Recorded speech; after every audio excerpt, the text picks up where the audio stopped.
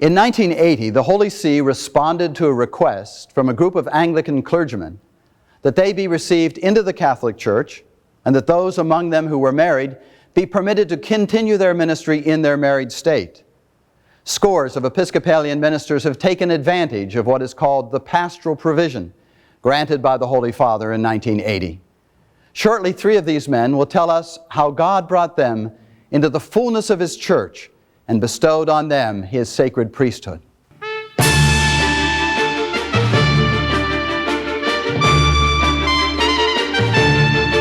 Eternal Word Television Network presents the St. Charles Forum from St. Charles Borromeo Seminary in Philadelphia, Pennsylvania.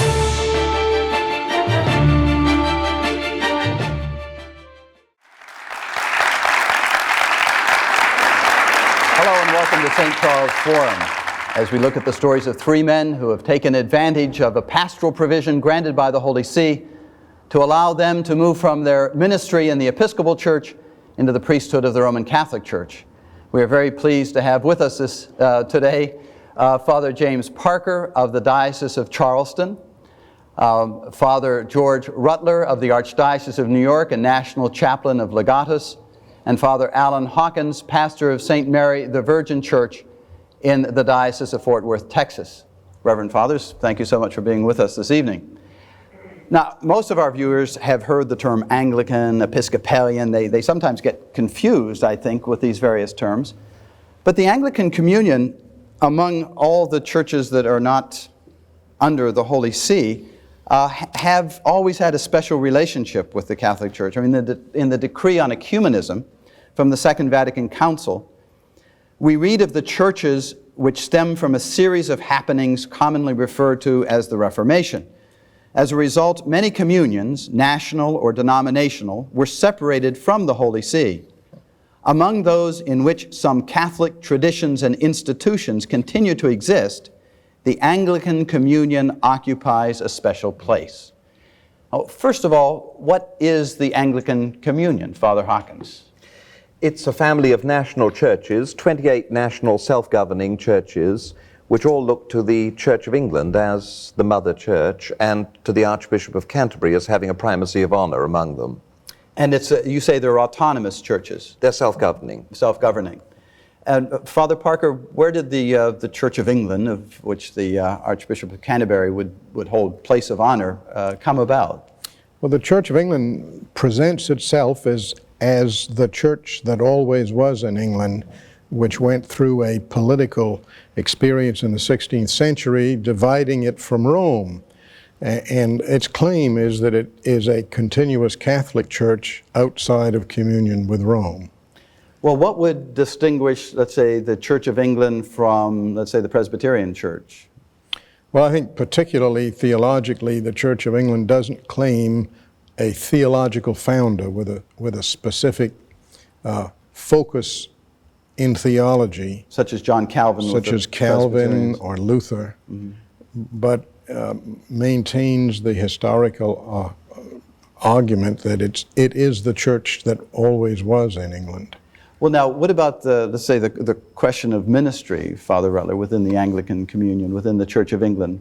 Does that set it apart from the other non-Roman churches? To the degree that, for the most part, Anglicanism accepts the fact that there is a priesthood, that there is an episcopate. That's why in the United States, it's called the Episcopal Church. One of the English kings, Charles I, is considered a martyr by many Anglicans because he defied an attempt to remove bishops from the church. And the Church of England certainly was very sensitive about the authenticity of that apostolic line. So in unity talks, that's usually the first question brought up. But it has to be remembered that while Anglicanism has the outward forms, the ritual forms, and sacramental language of the Catholic Church, there are many things that differ.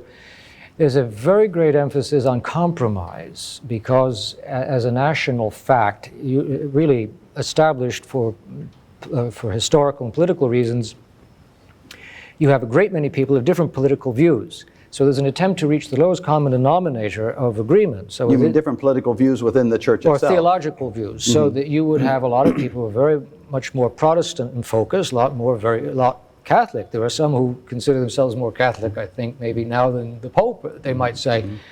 So you have a certain ambiguity of language, which is an attempt to please everyone, but I suppose ends up really satisfying no one. Well, would you say that some of the distinctive characteristics is at least this appeal to a threefold ministry of bishop, priest, and deacon that you wouldn't, Father Hawkins, find particularly in the other Protestant churches? Yes, I mean, I think that I would want to expand on what Father Rutler just said. The English Reformation was not a single event. It was a sequence of events that took over 100 years, really, to accomplish. And Queen Elizabeth I was anxious to establish a church which would help to secure the well-being of the English people at a time when there was a great deal of religious argument and so on, very heated debate. And she wanted to set the boundaries as widely as she could. And so therefore, the idea of comprehensiveness, being able to hold together as many views as possible, but within a single framework of practice, I think that's important to say. And part of that single framework of practice, the threefold ministry. Threefold ministry. Yeah. Mm-hmm. And it was the one church in the Reformation that came about not for theological reasons. That's right. I think that's important. Well, Father Parker, what did bring it about then, if it wasn't theological reasons? Well, it was a political situation having to do with the need of Henry VIII for a male heir to the throne. And without getting into all of his marital problems, Henry needed a way to marry somebody who could bear a male child. Now, he was already married to someone and she wasn't bearing him a male child? That's correct. And that was Catherine of Aragon. Catherine of Aragon. And so how was he going to resolve this problem? Well, he was unable to obtain an annulment from the Holy See. And so he began the process of dealing with an annulment in England, which gradually moved him into a position in which he had to give complete authority to his own archbishop without reference to the Holy See in order to receive what he wanted. Okay, so that led to the initial difficulties then between the Holy See and the Church in England. But Henry VIII remained orthodox, however, in respect to his sacramental and other theological opinions, so much so that in fact he defended the Catholic doctrine of the sacraments against Luther and was given the title Defender of the Faith by the Pope. And English monarchs to this day are described as Defender of the Faith. Look at their coinage and you'll see it. But that title was rescinded by the Holy See, but already minted on the coins, so they kept it. But the Vatican is still very touchy about that because it understands what that means when Chesterton, G.K. Chesterton, the convert to Catholicism, died from Anglicanism. Pius XI sent a telegram calling him a great defender of the faith. And this was printed in the Times of London, but the title, that part was omitted because it was royal prerogative. But while all this was going on with Henry VIII, you did have people of convinced political views taking opportunity to promote their views. Henry VIII was a very jolly man in some ways, but I think I'd have to say he was a monster. I certainly would, if I were a woman, I would not be happy having him propose engagement, let's say that. The old saying was Henry VIII used to say to his wives, "I'll not keep you very long," and he meant it. So you're dealing with a lot of neurosis, some real psychological problems, nothing new in leaders. But when he died, he left £1,200 for masses to be said for the repose of his soul. He summoned a liturgical conference, and I don't want to shock people, but in those days, liturgists were problems. And these people came over from Germany, and they were supposed to be making modest comments on liturgical revisions. Instead, they introduced an entire Protestantized platform, and he dismissed them. Oh. No, that was a Lutheran influence then that was coming over from Germany. Primarily Lutheran, some other factors, but influences, but primarily Lutheran. One of his scriptwriters through all this was Thomas More. But when Thomas More refused to assent, as Lord Chancellor, to his disagreement with Rome about his annulment, he turned and he did kill More himself. Mm-hmm. Now, there was Did the formal break with Rome come under the reign of Henry VIII, or did that take place under Elizabeth I? Or? Well, it happened more than once, in point of fact, although that may sound. The royal supremacy was asserted by Henry in 1531, I believe it was. 31. But, of course, there was a restoration of communion with Rome under Queen Mary. That's right. And then, once again, the breach under Elizabeth I. So it happened several times. Now, we're here in the United States. I mean, to what extent is the Episcopal Church? Now, the Episcopal Church is a part of the Anglican communion, right? We can say the Episcopal Church is an Anglican church, right? The Episcopal Church came here with the colonists. With the colonists. And after the American Revolution, established itself as an autonomous member church of the Anglican communion. It was considered suspect by many Protestants, especially the separatists or Puritans, who had been responsible for the death of Charles I, who went to Plymouth Rock, for instance, settled Massachusetts Bay Colony, because Anglicanism was royal and represented the regime they had come to the New World to leave. And the church always had that certain problem. While a vast number of the founding fathers were Anglicans, they had to prove their loyalty to the new government. Many Anglicans left and went to Canada because they would not refuse the loyalty to the crown. Well, I suppose the suspicion was there not only because of the loyalty to the crown, but also because they dressed up in these fancy clothes, which the Puritans didn't like at their religious ceremonies, and the leaders were referred to as bishops, which I suppose the Puritans had also tried to escape. Although in the 18th century, the English church had gotten very Protestant in outward form. It was only the 19th century began to recover these appurtenances of Catholic worship appearance. Well, now, if the Anglican Church was made so comprehensive that it could include people of various persuasions, if you will, and theological points of view, they formed themselves then into various parties within the Anglican Church itself? There is a spectrum of opinion, obviously, which ranges from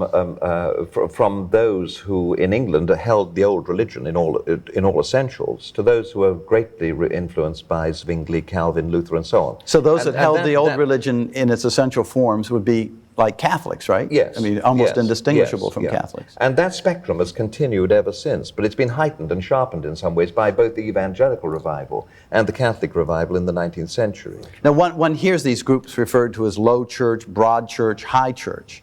What do these refer to, these different designations? In fact, why don't each of you take one? What's the high church, Father? Well, the high church would refer to those people, that school of thought within Anglicanism that would be continuous with the old religion and underlined by the Oxford movement or the Catholic revival in the early 19th century, which brought about parishes within Anglicanism that expressed more fully their Catholic heritage than other parishes. And we're often referred to as Anglo-Catholics. And we're Anglo-Catholic. And Father Rutler, broad church, we have about a minute and a half here. Broad church is, well, it's easily defined. It makes a virtue of the deadly sin of sloth. It doesn't understand any kind of theological commitment as such, but places virtue on humanitarian influences, on basically living a decent life, but it's generally secularized. Appreciates the outward forms. All right. And the low church? Basically that part of the Anglican spectrum which is influenced most by the Protestant Reformation, those who place themselves under the individual interpretation of Scripture and so forth, and who have a little esteem for the sacraments.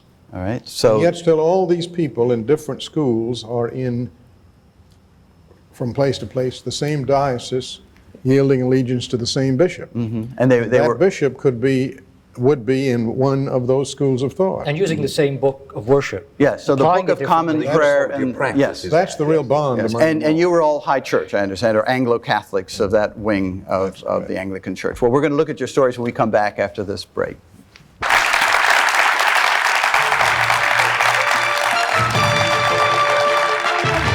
The St. Charles Forum will return in a moment.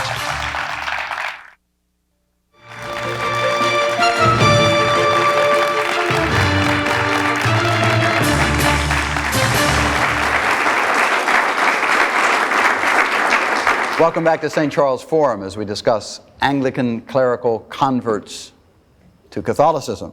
at the end of our last segment, we were pointing out that the Anglican Church, in a way, is a federation of various groups of theological opinion, from the low church with perhaps 2 sacraments, the broad church with maybe no sacraments, to high church with 7 sacraments. We were saying that our guests generally came out of the high church wing, or the Anglo-Catholic wing of Anglicanism, of the Anglican Communion. And Father Rutler, this was your background, was it not? And can you tell us what led you from Anglicanism into the Catholic Church? I had a traditional, rather classical Episcopalian upbringing. I still have a picture of the font in which I was baptized. The rector of the parish had great influence over me. I was a choir boy. I used to, Sunday after Sunday, listen to him preach. He was a very grand preacher. And from an early age, I decided that's what I wanted to do. I had my father build an altar when I was very small so that I could stand in front of it. I wasn't quite sure what I was supposed to do at it, but we had the altar. In college, I had many close church associations. I was influenced by an Anglican monastic order. So there, pardon the question, but there are monks and nuns in the Anglican Church as well? Very much so, and at least then they were rather more traditional than now. In fact, that was one problem I had about the Catholic Church at that time, late 60s, early 70s. The Catholic Church was going through much more turmoil than the Episcopal Church at that time. Later on, the Episcopal Church suffered, but at that time it seemed rather content. And some of the Anglican religious orders were far more traditional to the outward eye than the Catholic ones. So I had decided that I would be an Episcopal priest if the church called me. I went to seminary. I was most of the time in New York. I had a very fine bishop whom I admired, and so on. I was ordained, and I found myself 2 years as a curate. Now that means what, like an assistant? An associate pastor. Mm-hmm. And then I became rector of that parish. Which is like the pastor of the parish? Yes, right? for suburban Philadelphia parish, which is what you would call high church. I can remember on occasion, Roman Catholic seminarians would come to learn from me the rubrics of a solemn high mass, because they weren't being taught that in their own seminary. So this was a stumbling block to me. More and more I began to think that the Pope was true. That was the only thing, basically, we didn't seem to have that the Catholic Church had, the Pope, and we were told that was a mistake. Bible scholars say that, of course, Jesus was either divine or he was mad. You don't go around calling yourself the Son of God unless you are, or else you're mad. I thought this was crazy, really crazy. And I thought this was true of the Pope as well. You cannot say that the Pope is the most humanitarian and the most virtuous religious leader in the world, but is mistaken only on thinking that he's the infallible vicar of Christ. Either he is or he isn't. And if he isn't, well then, to some degree, he's grievously mistaken and should not be taken as a moral authority. But finally, I saw this fragmentation within the church morally. The first book I ever wrote, I would think I was 24, was about the ordination of women. And You mean the fragmentation that was taking place within the Episcopal Church? And they were talking then about the possibility of ordaining women deacons, and I wrote this. I said it'll lead to the priests and then the bishop, and it's a total denial of our claims to be part of the historic Catholic tradition. It was considered at that time to be rather overstated, if not hysterical. Your article. Right. Yes. But in perfect humility, I have to say everything that I predicted came true, rather more quickly than I thought. Also in the moral dissolution. And finally, I decided I couldn't take up a collection in the church to fund an abortion mill, which we were asked to do, and then the ordination of the women priests was a contradiction and I could no longer cooperate with. But I would add in retrospect that there was a certain ethnic bias, that I had grown up in this tradition, and we had certain reservations about the Catholic experience. Catholics often hear about sufferings at the hands of Protestants. Well, we heard the other side, and there were two sides. When Queen Mary came to the throne, after the death of the young boy, Edward, she restored the Catholic faith. It was quite clear at that time This that is after Henry VIII. Yes, and it was quite clear at that time that the Church of England did understand itself as Protestants. Now, her cardinal, who was ordained a priest 2 weeks before he was made Archbishop of Canterbury, Paul, was a very fine theologian, and he was a leader, a legate at the Council of Trent. A man of very deep English roots. His mother was the Countess of Salisbury, and any student in a Catholic university will know that she was the daughter of the Duke of Clarence, who was the brother of the last King Richard Plantagenet. So he had very close royal associations. He was not disloyal, but he was more loyal to the church. But Mary and Paul did forcibly put down heresy, and then that was propagandized later by people like Fox and other Protestant apologists, so that one always lived with this record of the martyrs at the hands of Bloody Mary. And so that was a stumbling block. But there was a virtue in the fact that you had these great English people like St. Thomas More, maybe the greatest of all Englishmen.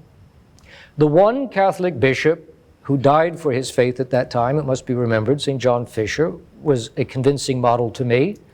Cardinal Newman. I said to a former professor of mine that I was reading Newman's account of his conversion, his Apologia Pro Vita Sua. Now, he was an Anglican cleric and converted to Catholicism. And he said, don't read it, it's a dangerous book. Well, if you tell that to a seminarian, he will read it, and I did. And then when I read the Apologia, I said, everything that he's saying in here, you just change the names, dates, it's what your experience. I had lived through. And then, very recently, I visited the home of Teddy Roosevelt. He was not a Catholic. But of all the pictures he has in his study, the places of honor over his fireplace are St. Thomas More, St. John Fisher. He saw in them a virtue that he admired, and I thought, well, if the grace of the Catholic Church could produce that, I wanted part of it. And then finally, I think it was my mother who influenced me, my natural mother in many ways, and I was always very grateful for all the training I received from my family, from great Anglican teachers. I'm always indebted to them. But above all else, to my Heavenly Mother. As a seminarian, Anglican seminarian, I was in Paris. I had never lit in the Cathedral of Notre Dame before the statue of Our Lady and asked her to show me what to do with my priesthood. And well, the upshot of it was, finally I was ordained a Catholic priest. My first week after my ordination, I was back on retreat in Paris, and I went into that cathedral. I had forgotten that early experience. The cathedral was filled for some concert, and the only seat available to me was near the front, and the usher gave it to me. And I realized it was the very spot on which I had knelt to light that candle. So I think that Our Lady had her hand in that. Our Blessed Mother is very gracious to us. And she's a very great Catholic. Yeah, indeed she is. Father Parker, can you tell us your story? What brought you into the church? Like Father Rutler, I grew up in the Episcopal Church in Charleston, which is a very Anglican city. The Episcopal Church has a very strong and long influence in Charleston. It was the state church before the Revolution, the Church of England. And there's a certain heritage that forms you in that kind of environment. But I gradually began to realize a fuller heritage than the Low Church area of South Carolina, a fuller heritage in Anglicanism. So what you experienced there in Charleston was basically Low Church Anglicanism? That's right. Okay. And I, in the midst of that, learned the Catholic face of Anglicanism, so to speak. In other words, I learned the Catholic religion in the Episcopal Church. And I learned it in that school of thought that taught us that the separation in the 16th century was a terrible mistake, and that the goal of the Catholic revival, the Oxford movement, was corporate reunion. The goal of the Oxford movement in England. And as it transferred to the spirituality of American high church or Anglo-Catholic people. Was corporate the goal union. was corporate reunion with Rome. And I taught that to the people in the parishes I served. Did you get in trouble with your Episcopal bishop teaching something like that? to some extent with one bishop, but it was not serious. Okay. We have 3 minutes. Because I moved to Anglo-Catholic diocese Okay. from there, where I see. I was in the one diocese, and the Episcopal Church didn't have any low church in it at all. So you can move from diocese to diocese? Yes, in you the can move Episcopal from Church. one parish to another beyond the jurisdiction, and you just transfer. And when the problems that we perceive and that Father Rutler mentioned began to develop within the Episcopal Church, beginning with the remarriage of divorced people, that was permitted. which was approved. And you remember the Duke of Windsor lost a good job over the same thing. Just Well, some you years tell the before. people who the Duke of Windsor was and losing his job. He was the Edward the Eighth, who had to abdicate because he wanted to marry a divorced woman. okay. And now he could have done it. He could have stayed on the throne. Elizabeth Taylor got married legitimately or canonically in the Episcopal Church to her 7th husband. Those things began to bother us. And then developed the ordination of women question. And so we asked the Holy See if we could do individually now what we always prayed and hoped for corporately someday. And I was the provincial of a secular institute of Anglican clergy, a spiritual formation group. We called a meeting simply to discuss what are we going to do. And out of that meeting, the pastoral provision began, in a sense, because Out of that meeting, a request went to the Holy See? a request went authorizing me as their provincial to call on the apostolic delegate in Washington and ask what could be done for Anglican clergy who believed they were formed in Catholic theology and Catholic spirituality, who were married, and who would like to be priests in the Catholic Church if possible. Okay, now we have about 30 seconds to wrap up this segment, and we can come back with more of this later. Well, some Were they open to you? they were open to discussing that, and committees were developed, and dialogue went on over the next few years. That began in 1976. In 1980, the Holy See granted a pastoral provision To allow... to allow married former Episcopal priests to be ordained as priests in the Roman Catholic Church. Which was a great blessing for many men in the Episcopal Church, I'm sure. And we can conclude this segment with that happy note and come back to discuss this further in the next segment.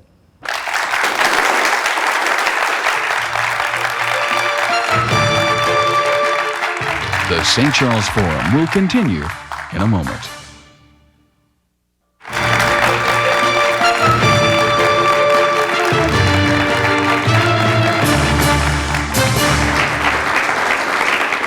Hello and welcome back to St. Charles Forum as we hear the stories, 3 very happy stories of men's conversion to the Catholic Church. We had just heard that the Holy See had granted a pastoral provision in 1980, that is to address the pastoral needs of married clergymen in the Episcopal Church who had come to believe that the Roman Catholic Church was the true church.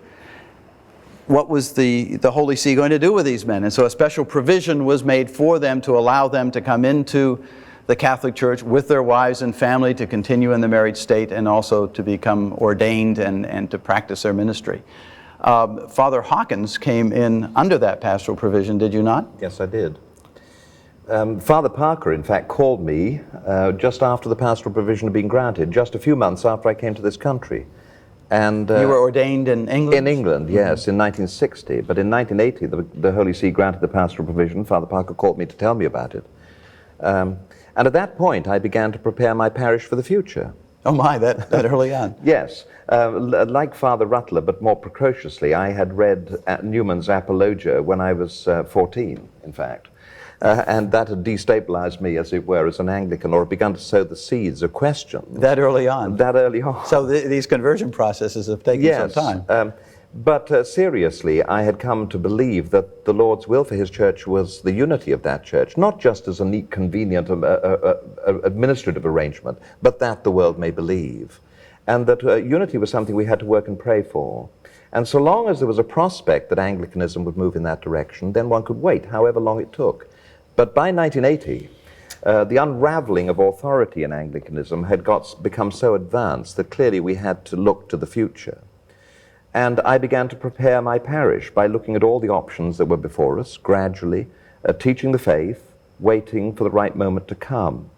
And after the General Convention, which is the triennial governing assembly of the Episcopal Church, after its meeting in 1991, when it became evident that nothing was going to happen to reverse the trends of the recent decades, we held a congregational meeting, and it was quite evident that people were ready to move, to do something for the future. We had tried to support the Episcopal Synod of America, which was the last bastion, the last attempt to stand for orthodoxy within Anglicanism. That had been well-intentioned, but had been ineffective. And the time had come, and so we held 2 congregational meetings, one where everyone spoke at once. It was very difficult to chair that meeting.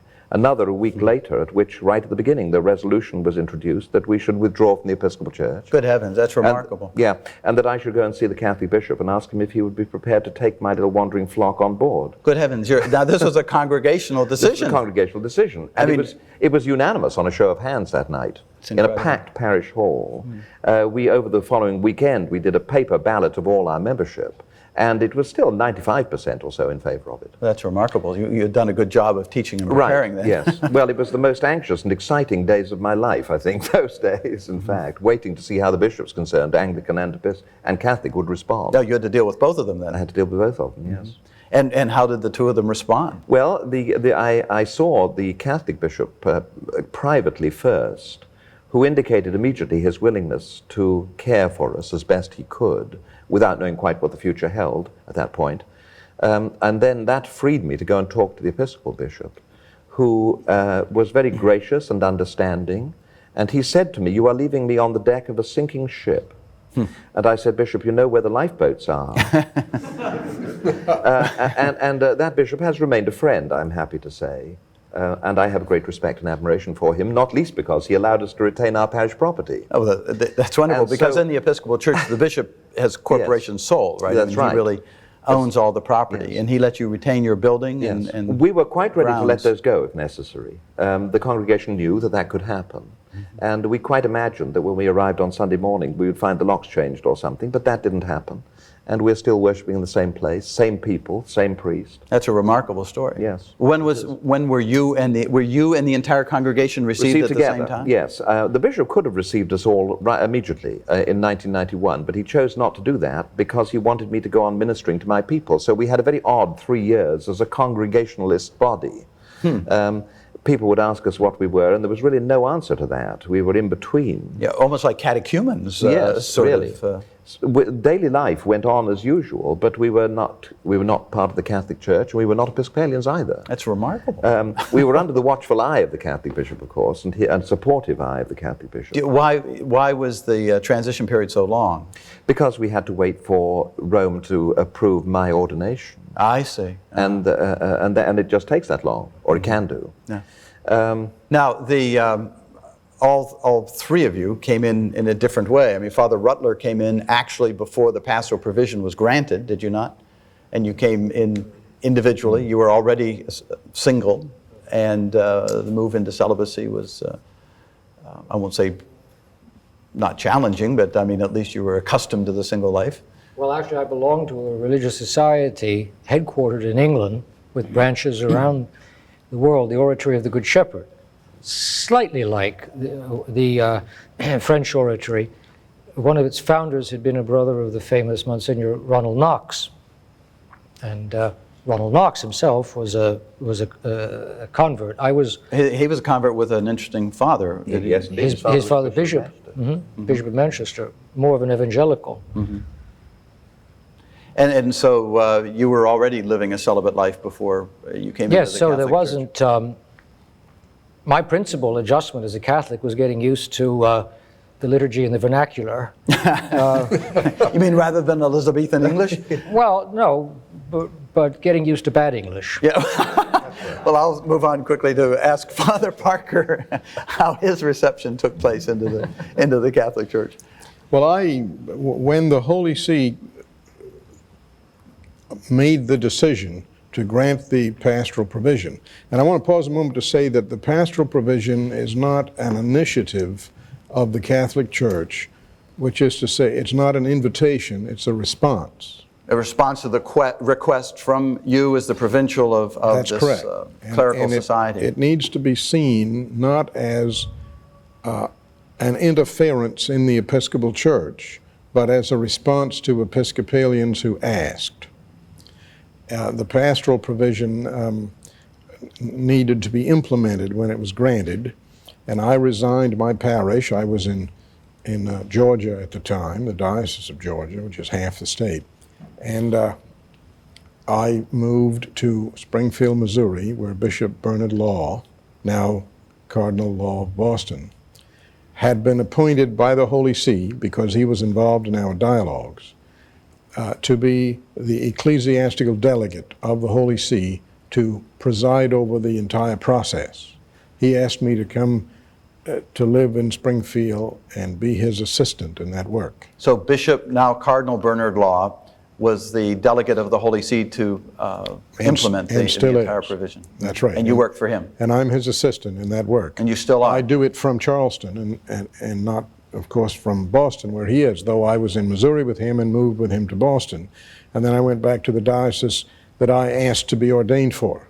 Mm-hmm. When my bishop wanted me back, and he agreed that I could continue the work from there, along with other assignments that he might give me. And our first charge was to propose the exact process by which we would handle the candidates. And we went over to Rome and had some period of discussion with the Congregation for the Doctrine of the Faith and the Congregation for Divine Worship over a period of 2-3 weeks to arrive at decisions which they would confirm for us. And when that was ready, we could then make it known to bishops who had had Episcopal priests approach them that we could now proceed. Mm-hmm. And my first job, so to speak, my first work, other than the proposal of working out of the details, was to process my own case. And so I was the first married priest ordained in the country. So you had to submit a request, they developed a dossier on you, they checked your background, they made certain that you knew the theology, you knew how to say Mass, all of that. And is there a committee or something that reviews these cases? Well, the dossier is submitted through the services of Cardinal Law's office to the Holy See, to the Doctrine of the Faith.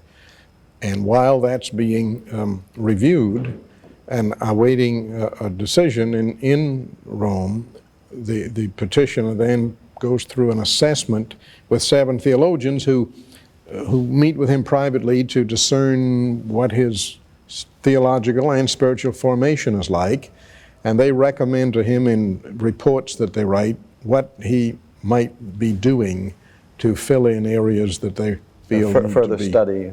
That's right, and that study is done privately through a library. If a man lives somewhere where there's not a Catholic institution library, we have a mail order library, which my wife operates. So then, once all these hurdles are passed, then... when the rescript might come from the Holy See, then we have to set up a certification examination for the man. Oh. And when that's completed satisfactorily, I prepare a letter for the cardinal's signature to notify that petitioner's bishop that he may now be ordained deacon and priest. Uh-huh. And you were the first one ordained under this process? Yes. Mm-hmm. How did your wife feel about this? Well, she, most of what she could say is, why is this taking so long? Oh, really? How long does the normal processing take? Well, the one requirement that has to do with time is that a man has to be in full communion with the See of Peter for 1 year before he might be ordained. Mm-hmm. But the Holy See has a way of using that year to study the dossier, and frequently you don't get a response for well over a year. In Father Hawkins' case, it took longer for no reason but I was having to do with him. See only for a few days prior to ordination. Well, that's right. There was an exception there in order to allow him to remain with his parish. Yes. Mm-hmm. And that was asked for. Now, there are 6 parishes, by the way, I was going to ask. This is an exception, right? Is it not? That's an exception to that. Yeah. There are 6 parishes that have come in. My parish is unique simply because it was a pre-existing parish. It's the only one. The others all formed in some way outside the Episcopal Church, did they not? Not exactly. There's a parish in Columbia, South Carolina, which in point of fact was the Episcopal Church in which I made my first confession in the mid-1940s. Oh, really? Well, now, how many But men... your parish is unique in that it was 100%. Yes. Yeah. Nobody No. withheld from the decision. No. How many men have been ordained under the pastoral provision? Well, at this point, there are approximately 51 or 52 married priests serving in various dioceses around the country, and about 20 celibate priests. In addition to which, there are other celibate priests who came into the church, as Father Rutler did, before the Holy See asked that they all come in through the pastoral provision. So I don't have any record of some of those. And how many are in process now? We have about 8 cases now in the Holy See. So we're talking roughly between 80 and 90 men who have come into the Catholic Church That's right, under this provision. I'm also working with perhaps 12 who have been in touch and are now dealing with bishops and working in the first stages of the process. Well, we'll have a lot The day more before I questions. came to this show, We'll a phone pick- call. We'll pick up this when we come back after this break.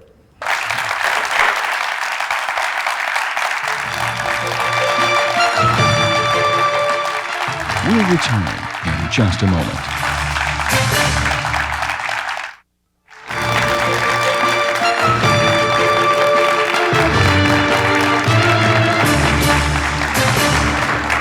Welcome back to St. Charles Forum as we discuss Anglican clerical converts to Catholicism. A nice alliteration there, I think, with the words. But I have a question for Father Parker. Do you see this as an attempt on the part of the Holy See to test the idea of married clergy? I mean, there's still the discipline of celibacy within the Roman Catholic Church. Is Rome testing the waters here to see if they want to open it up to married men, open up the priesthood to married men?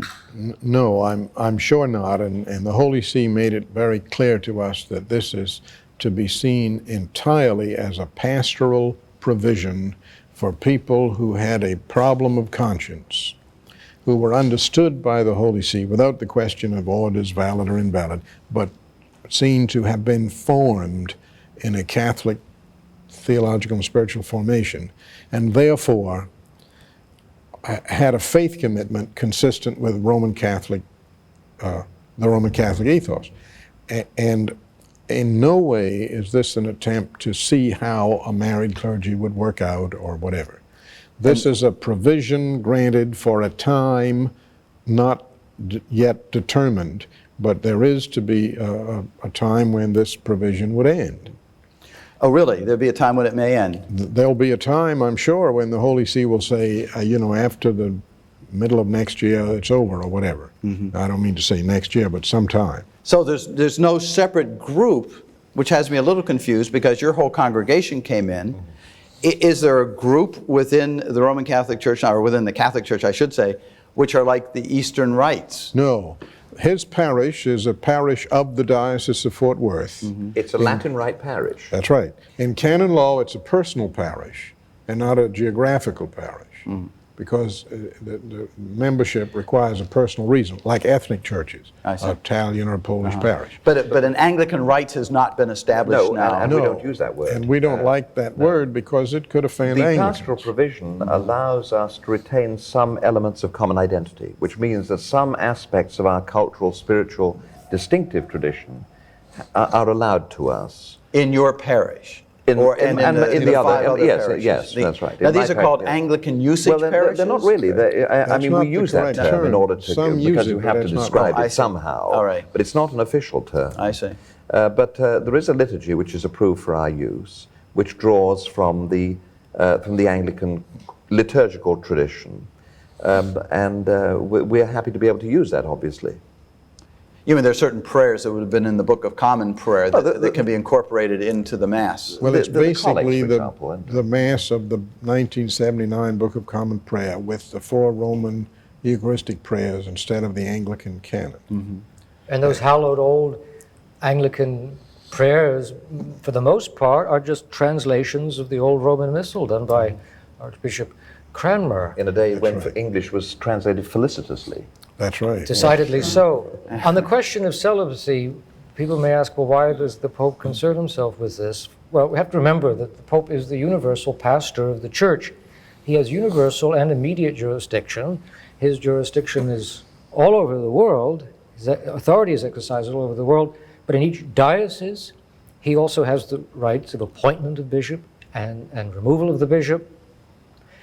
And even if individuals are not Catholic or consider themselves outside the obedience of the Pope still considers them his flock, in the same sense that canonically that a Catholic pastor has incumbent upon him the good of the souls of those who are outside the Catholic Church, without in any way compromising their consciences. But living within his jurisdiction. Yes, so when you have a large group of people coming and saying they want to come into the Church, and especially in the case of the Anglican clergy when they're married, the Pope asks himself, well, how can we respond pastorally? Now, if that's the case, if these men married can be ordained, why cannot Catholic priests marry?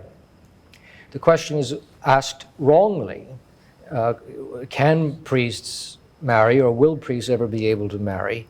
Priests have never been allowed to marry. Married men have been allowed to be priests. Yeah, and this is true even in the Orthodox churches, Even in the Orthodox Church. Those priests cannot get married, but they can be ordained if they're already married. And the increasing evidence from research, people like Father Coccini, Father Roman Cioli, indicates that celibacy was even of apostolic origin. There's an ancient tradition, an apostolic tradition perhaps, in which married men did not exercise the use of marriage. And married men could be ordained, but they could no longer have marital rights with their wives. And as a tribute to the primitiveness of this tradition, in Orthodoxy, the highest order, that of the bishop, is celibate.